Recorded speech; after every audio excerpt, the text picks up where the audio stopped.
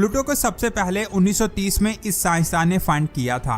उस वक्त ये हमारे सोलर सिस्टम का आखिरी सियारा था, लेकिन बाद में इसे सियारों की लिस्ट से बाहर निकाल दिया गया और ये एक ड्वार्फ सियारा बन गया। जब 2015 में न्यू होराइजन स्पेसक्राफ्ट प्लूटो के बहुत ज्यादा करीब पहुंचा तो हम पहली बार प्लूटो को बहुत करीब से देख रहे थे।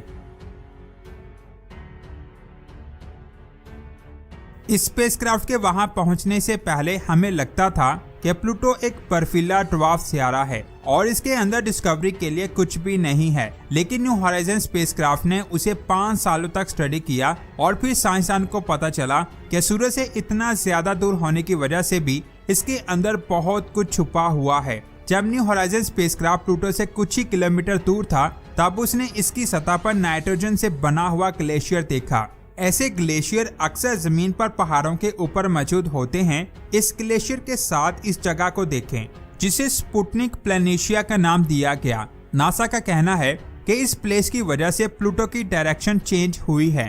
पहले प्लूटो की ये साइड इसके चांद चेरॉन के सामने होती थी, लेकिन डायरेक्शन चेंज होने की वजह से ये साइड चेरॉन मून की दूसरी तरफ चली गई है। इस प्रोसेस को ट्रू पोलर वेंडर कहते हैं। सवाल ये आता है कि आखिर इसके अंदर कौन सी एक्टिविटी हो रही है। जैसे हमारी जमीन पर समुद्र का पानी हरकत में है, यानी समुद्र का पानी एक जगह रुका हुआ नहीं है, ये हरकत करता रहता है और ये जमीन पर एक एक्टिविटी है। अगर समुद्र के पानी को कम कर दिया जाए तो इसका असर जमीन की डायरेक्शन पर होगा। ऐसे ही प्लूटो की सरफेस के नीचे कुछ है जो मूव हो रहा है। इसके अलावा जमीन पर वोल्केनोस फटते हैं जिसका असर पूरी जमीन पर होता है। सेम ऐसे ही प्लूटो पर भी वोल्केनोस को देखा गया है जिसका असर इस पर हो रहा है। इन एक्टिविटी की वजह से प्लूटो पर बर्फ एक जगह जमा होकर एक आइस शीट की तरह बन गई है और इस शीट की मोटाई 4 किलोमीटर है। इसके बाद जब न्यू होराइजन स्पेसक्राफ्ट ने अपनी न्यू स्टडी भेजी तो उसने साइंसदानों के होश उड़ा दिए। न्यू होराइजन स्पेसक्राफ्ट के मुताबिक अकेले इस शीट की वजह से ही प्लूटो की डायरेक्शन चेंज नहीं हुई, बल्कि इस शीट के नीचे एक ऐसा मूव करता हुआ मास है जिसकी वजह से उसकी डायरेक्शन चेंज हुई है। वो मास कोई और नहीं बल्कि पानी है। जी हाँ, आपने सही सुना। न्यू होराइजन के मुताबिक इस आइस शीट के नीचे पानी का समुद्र मौजूद है। ये बहुत बड़ी दरियाफ्त थी। पानी के अलावा वहाँ टेक्टोनिक स्ट्रक्चर को भी देखा गया। ये चीज भी इस बात का सबूत है कि प्लूटो की सरफेस के नीचे पानी का समुद्र मौजूद है। इन दोनों डिस्कवरीज के अलावा प्लूटो ने एक तस्वीर जमीन पर भेजी। इस तस्वीर में जो चट्टानें नजर आ रही हैं, असल में ये वोल्केनोस हैं। इस चीज ने भी साइंसदानों को बहुत ज्यादा हैरान किया। जब न्यू होराइजन स्पेसक्राफ्ट से इन वोल्केनोस को स्टडी किया गया तो पता चला कि इन वोल्केनोस से ठंडा और बहुत हल्का क्रायो लावा बाहर निकलता है। असल में ये पानी के तरह होता है, जिसे क्रायो वोल्केनिज्म का नाम दिया गया। स्पुतनिक प्लेनेशिया पर 2 बड़े बड़े माउंटेन्स हैं, जिसमें एक का नाम राइट माउंट्स है जबकि दूसरे का नाम पिकार्ड माउंट्स है। इन दोनों माउंटेन्स के अंदर बहुत बड़ा सुराख है। साइंसदान का कहना है कि ये एक तरह से क्रायो वोल्केनो के माउंटेन्स हैं। इन वोल्केनो से जो वाटर निकलता है उसमें अमोनिया और मीथेन मौजूद है। जब ये पानी इन वोल्केनो से सरफेस पर आता है तो प्लूटो पर बहुत कम टेम्परेचर की वजह से ये फ्रीज हो जाता है और कई बार सरफेस मॉन्यूमेंट्स बन जाती हैं, बिल्कुल वैसे ही जैसे लावा वोल्केनिक मॉन्यूमेंट्स बनाते हैं। बस फर्क सिर्फ इतना है कि ये मॉन्यूमेंट्स बहुत ठंडे होते हैं। ये साइंसदानों के लिए बहुत बड़ी डिस्कवरी है क्योंकि इस तरह के माउंटेन्स सोलर सिस्टम में कहीं और नहीं मिल पाए। प्लूटो पर 4 किलोमीटर मोटी बर्फीली शीट, इसके अंदर टेक्टोनिक स्ट्रक्चर और इन वोल्केनो से निकलने वाला पानी इस बात का सबूत है कि प्लूटो के अंदर पानी का बहुत बड़ा समुद्र मौजूद है। यानी प्लूटो के अंदर टेम्परेचर इतना ज्यादा है जिसकी वजह से प्लूटो के अंदर पानी जमा नहीं बल्कि लिक्विड फॉर्म में रहा है, जिसकी वजह से साइंसदानों का कहना है कि इस पानी में लाइफ मौजूद हो सकती है। क्योंकि यहाँ पानी होता है वहाँ लाइफ के बहुत ज्यादा चांसेस होते हैं। उस लाइफ को जमीन से फाइंड कर पाना बहुत ज्यादा मुश्किल है। उसे देखने के लिए नासा को प्लूटो पर एक लैंडर भेजना होगा जो प्लूटो के अंदर खुदाई करके वहां लाइफ के बारे में पता लगा सके। अब यहाँ सोचने वाली बात यह है कि प्लूटो की सतह की बर्फ तो जमी हुई है, लेकिन इसके अंदर मौजूद पानी लिक्विड फॉर्म में कैसे हो सकता है। साइंसदानों ने कहा कि प्लूटो का चांद इसके गिर्द ऑर्बिट करता है। इसको ऑर्बिट करते करते इसको अपनी तरफ खींचने की कोशिश करता है, जिसकी वजह से प्लूटो के अंदर एक खिंचाव पैदा होता है और इस खिंचाव की वजह से इसके अंदर गर्माहट पैदा होती है जो इसके पानी को लिक्विड फॉर्म में रखती है। इसके अलावा प्लूटो की बर्फ पर जब सूरज की रोशनी पड़ती है तो वो भाप बनकर उड़ जाती है और रात को ये भाप दोबारा से सतह पर बैठ जाती है और ये प्रोसेस अरबों सालों से हो रहा है, जिसकी वजह से वहाँ एक बहुत बड़ा एटमॉस्फेयर बन गया है। ये एटमॉस्फेयर जमीन के एटमॉस्फेयर से भी बहुत ज्यादा बड़ा है। प्लूटो के नीचे पानी और ऊपर बड़ा एटमॉस्फेयर इस बात का सबूत है कि हो सकता है कि प्लूटो के अंदर लाइफ मौजूद हो। वैसे आप इसके बारे में क्या कहते हैं, नीचे कमेंट्स करके जरूर बताएं।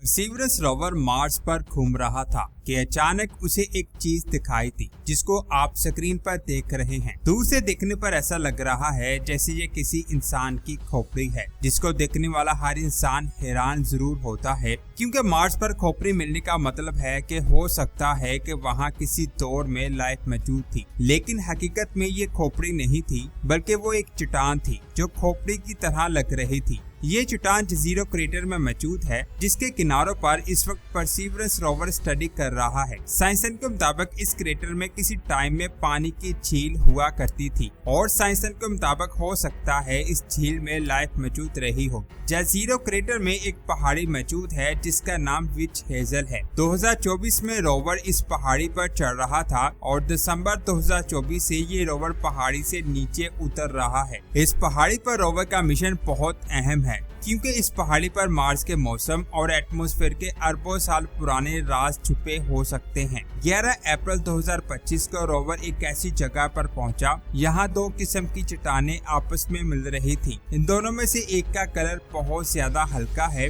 और दूसरे का कलर डार्क है। इसी जगह पर साइंसदानों ने एक अजीब सी चट्टान देखी जो इंसानी खोपड़ी की तरह लग रही थी, जिसे स्कल हिल का नाम दिया गया। ये चट्टान बाकी प्लेसेस से बहुत मुख्तलिफ लग रही थी। ये चट्टान ना सिर्फ डार्क थी बल्कि इसकी शक्ल भी बहुत ज्यादा नुकीली थी और इसमें छोटे छोटे सुराख भी थे, जैसे किसी ने इस चट्टान को चिपा डाला हो। स्कल जैसी चट्टानें जिस इलाके से मिली हैं उसे पोर्ट एंसन कहा जाता है। पहले साइंसदान को लगा कि शायद ये चट्टानें मेट्रॉइड हैं जो अरबों साल पहले मार्स पर गिरे थे। जब मार्स पर पानी खुश्क हो गया तो पीछे ये चट्टानें रह। साइंसदान इसी थ्योरी पर यकीन करते हुए ये समझने की कोशिश कर रहे थे कि स्कल हिल पर ये अजीब से सुराख कैसे बने। साइंसदान के मुताबिक हो सकता है कि वक्त के साथ साथ पत्थर के ज़रात टूटकर अलग होते गए और इसमें ये सुराख बन गए। इस थ्योरी के अलावा साइंसदान ये भी थ्योरी देते हैं कि मार्स पर बहुत तेज हवाएं चलती हैं। इन हवाओं में रेत और पत्थरों के ज़रात भी होते हैं। ये हवाएं बहुत ज्यादा देर तक इस पत्थर से टकराती रहीं, जिसकी वजह से ये सुराख बन गए। लेकिन इसका कलर बहुत ज्यादा डार्क था। साइंसदान को समझ नहीं आ रही थी कि इसका कलर इतना डार्क कैसे है। इसी बात का जवाब जानने के लिए जब उन्होंने परसीवरेंस रोवर से इस चट्टान को स्टडी किया तो उनको वहाँ एक केमिकल मिला। इस केमिकल से ये बात क्लियर हो गई थी कि ये चट्टानें कोई मेट्रोइड नहीं है, बल्कि हो सकता है कि ये किसी वोल्केनो की चट्टान हो, क्योंकि जमीन पर और मार्स पर ऐसी वोल्केनिक चट्टानों का रंग इन मदनियात की वजह से होता है। इसीलिए साइंसदान को लगता है कि शायद ये वोल्केनो की चट्टान हो। अगर सच में ये किसी वोल्केनो की चट्टान है तो हो सकता है ये किसी पुराने लावे के बहाव से यहाँ आ गई हो, जो वक्त के साथ साथ टूट फूट का शिकार हो गई। इसके अलावा साइंसदान ये भी कहते हैं कि कोई एस्टेरॉयड बहुत ज्यादा स्पीड के साथ मार्स से टकराया होगा, जिससे ऐसी चट्टानें जमीन के नीचे से बाहर आ गई। जिस रोवर से इस चट्टान को स्टडी किया जा रहा है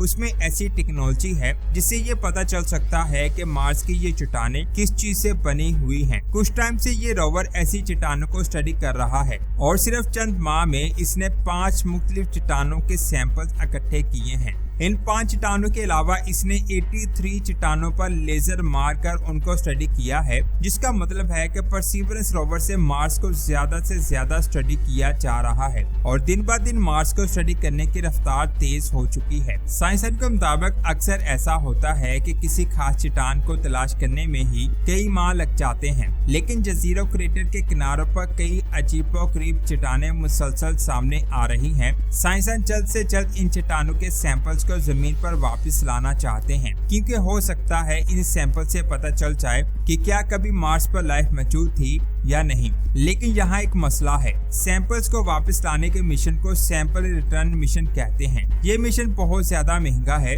जिसकी वजह से ये मिशन लेट होता जा रहा है। फिलहाल ये सैंपल्स मार्स पर ही मौजूद रहेंगे जब तक इनको जमीन पर नहीं लाया जाता। परसीवरेंस के अलावा एक रोवर भी है जो मार्स को स्टडी कर रहा है। उसका नाम क्यूरियोसिटी रोवर है। इससे कुछ ऐसा पता चला है जिसने साइंसदानों को हैरान कर रखा है। क्यूरियोसिटी रोवर की नई स्टडी के मुताबिक अरबों साल पहले मार्स का एटमॉस्फेयर आज के मुकाबले में बहुत ज्यादा डेंस था, जिसमें कार्बन डाइऑक्साइड बहुत ज्यादा मिकदार में मौजूद थी। साइंसदान के मुताबिक डेंस एटमॉस्फेयर में लाइफ मौजूद हो सकती है और हमारी जमीन का एटमॉस्फेयर भी बहुत ज्यादा डेंस है। अब यहाँ सवाल आता है कि अगर वाकई में मार्स का एटमॉस्फेयर डेंस था और इसमें पानी भी मौजूद था, तो उस सारे कार्बन का क्या हुआ जो इस वक्त भी मार्स के एटमॉस्फेयर में होना चाहिए था। आमतौर पर ऐसे सियारों पर जब कार्बन डाइऑक्साइड पानी और चट्टानों से मिलती है तो एक खास किस्म के मदनियात बनते हैं जिनको कार्बोनेट्स कहा जाता है और ये जमीन के नीचे दबकर महफूज हो जाते हैं। लेकिन आज तक मार्स पर बहुत कम कार्बोनेट्स मिले हैं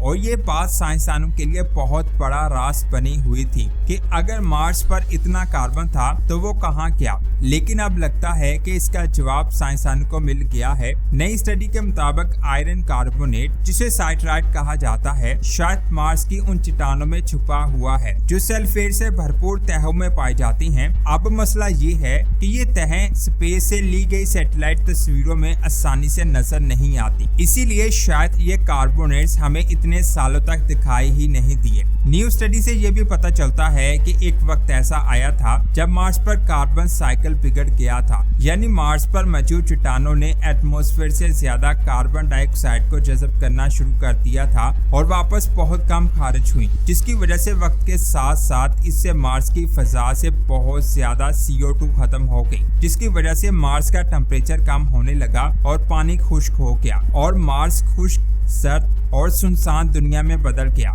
जब मार्स के एटमॉस्फेयर से कार्बन डाइऑक्साइड सीड रेट में बदलने लगी तो हो सकता है उस वक्त भी मार्स पर ऐसा एटमॉस्फेयर था जिसमें लाइफ मौजूद हो सकती। लेकिन जैसे जैसे ये तब्दीली बढ़ती चली गई तो शायद मार्स इतना ज्यादा ठंडा हो गया जिसमें लाइफ का रहना मुश्किल हो गया। क्यूरियोसिटी रोवर ने ये कार्बन वाली चट्टानें कील क्रेटर से फाइंड की। ये वही इलाका है यहाँ कभी पानी हुआ करता था और इन चट्टानों में नमक भी पाया गया, जो आमतौर पर तब बनता है जब पानी सूख जाता है।